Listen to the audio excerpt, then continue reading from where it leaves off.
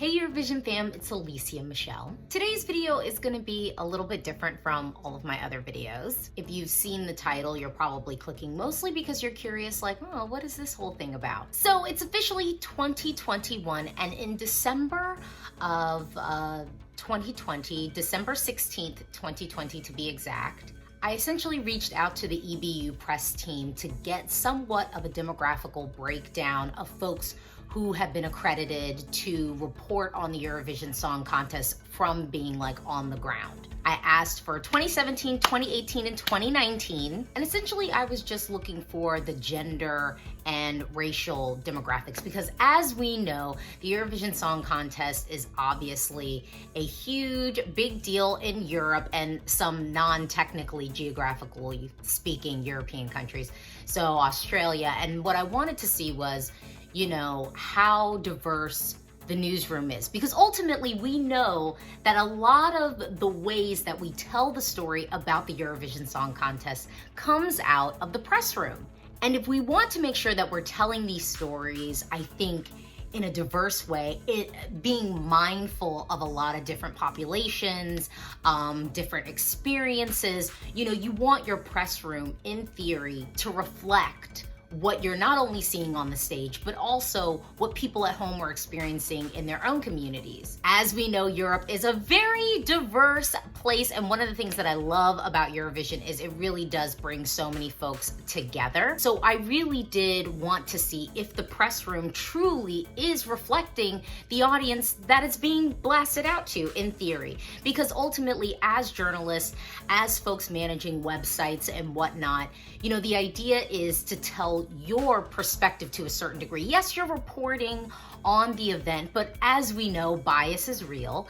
And so you're going to bring your experiences, your perspectives to the pieces that you write. Of course, you try to be as impartial as possible, but ultimately we recognize that just from our cultures, from the language we speak, we're already going in there with certain different lenses, and there's nothing wrong with that. But ultimately, if we want to tell a whole story and reflect what's happening, not just on the stage, but kind of tell the story of what's happening on the stage to a diverse audience, I think it's really key that the press room has some level of reflecting that. So I sent an email to the EBU December 16th, and I finally received a reply. So today is January 11th, 2021. I received a reply, so here I'm gonna read it to you, and I'll probably show you the email as well. So, for data protection reasons, we cannot provide information regarding those accredited to the Eurovision Song Contest to third parties. Best wishes. Okay, so I've got a first response, which is great. But here, I'm not asking for any personal information. I'm not asking for anyone's date of birth, their names. I'm not even necessarily asking for their country of origin. I just want to know for Eurovision 2017, 2018, and 2019, for the individuals that were accredited, how many folks were male? How many folks were female? Maybe there were some folks who are trans or non-binary and don't necessarily want to disclose their gender. So some folks might not want to disclose, but of the information that they have, what is the gender breakdown?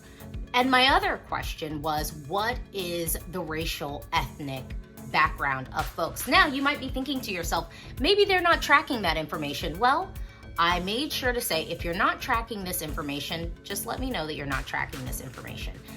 But here's, I guess, what I'm getting to, and that's essentially what this video is going to be introducing, and I'll probably do some type of update. But essentially where I'm coming from is, we know that certain populations are marginalized, whether that be from economics, whether that be because of gender discrimination, whether that be because of racial, ethnic discrimination. I mean, even some people are discriminated against because of language. It happens. So, or lack thereof language, like not knowing a certain language.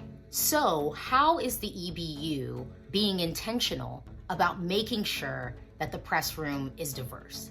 Because ultimately, you know, I want to use like a little test case. That TV show, Your Face Sounds Familiar. All of these Eurovision websites were promoting it, and if there was a Eurovision artist that performed on it, they'd show it, and then promote the performances. And a lot of times, if the artist was representing a singer who happens to be Black, they would be then executing the performance in blackface, which we know is not okay. It's just not okay, and it's offensive.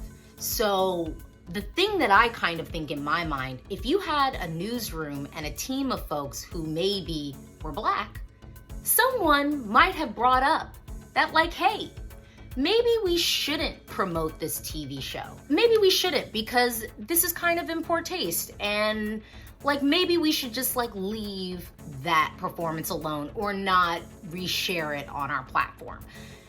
It's things like that. You could see a performance that's super, super sexist, where there's a woman just straight up being degraded on stage. And if there's no one kind of creative in the background to say like, hey, this thing might be offensive. Like, we might want to rethink how this could be interpreted by women. You know, and that's why I think you want to have diverse newsrooms. That's why we want to have workplaces that are as diverse as possible. Now, sometimes, and I know some of you are going to drop down in the comments and just be like, hey, well, we can't really control that and stuff. Here's the thing.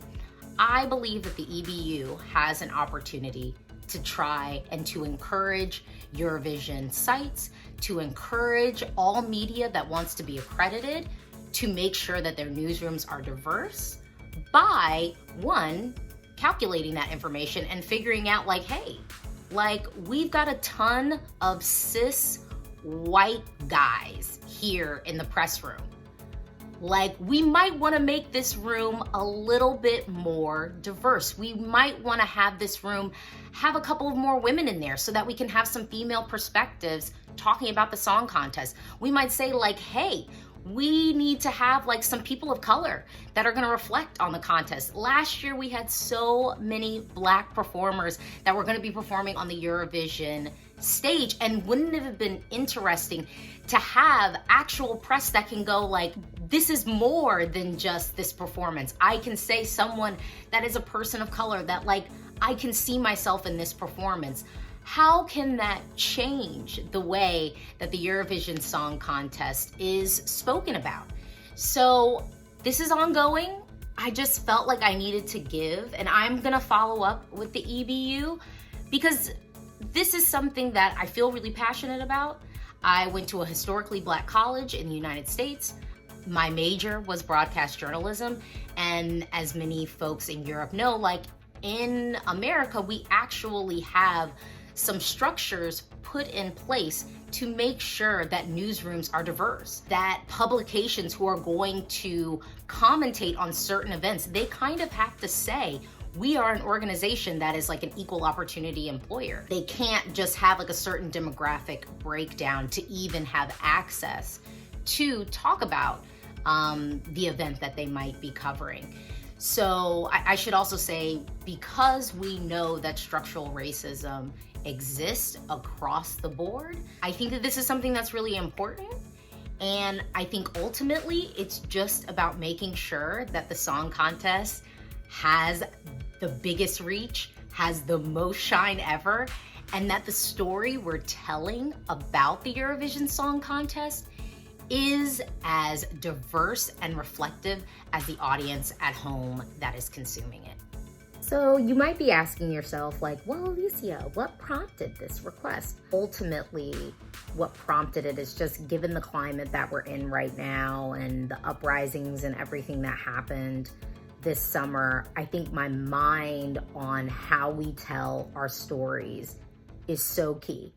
And the messengers that we as a people we have to be really mindful of who our messengers are. And I think for all of the performers, you know, and I think the reason why I love Eurovision and why I kind of wanted to start my channel ultimately was because I was like, I want more people to know about the song contest. And I think a big part of that is how we tell the story of the song contest and who we have as our messengers to tell the story about the song contest.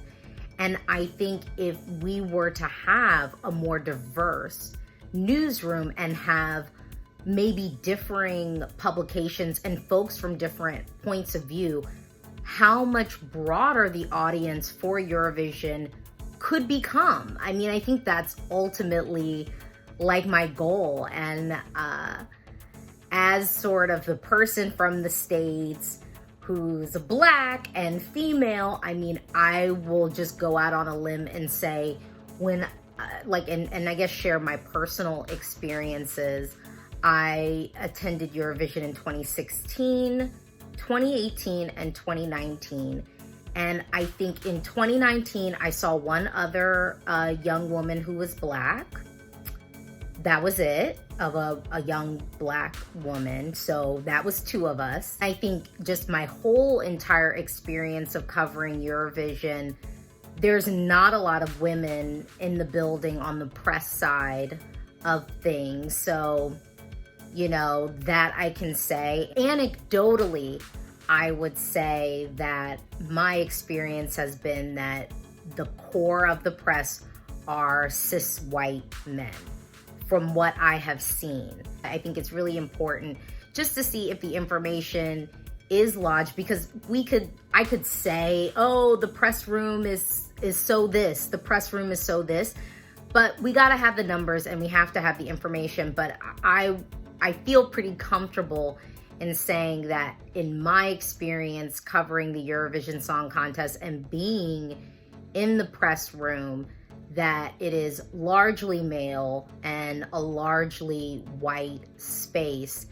And again, if we want the song contest to reach a broader audience, we have to think, how can we get other folks in the room? Ultimately, we have to get other people in the room, and it can't just be the same folks showing up year after year. And ultimately, I think it's not just about the same folks, but the same voices showing up year after year, and the same perspectives and the same experiences showing up, talking about the song contest. And I think that work is important, and it's not to demonize anyone. It's not to say that anyone's doing anything wrong, because I don't think it's about that.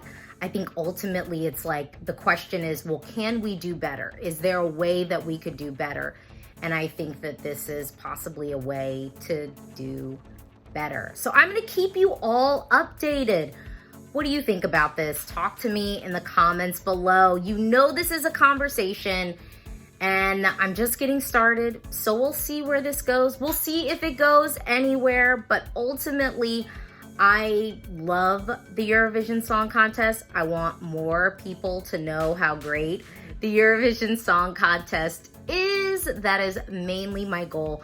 And I think that there are some things that the EBU could do to do better, so that we can make sure the largest audience possible is consuming, loving, promoting, tweeting, talking about, downloading these songs, following these artists. I mean, that is ultimately what we want this to be, because it is about unifying all of us, and we can't unify all of us if all of us aren't even invited in the room, you know?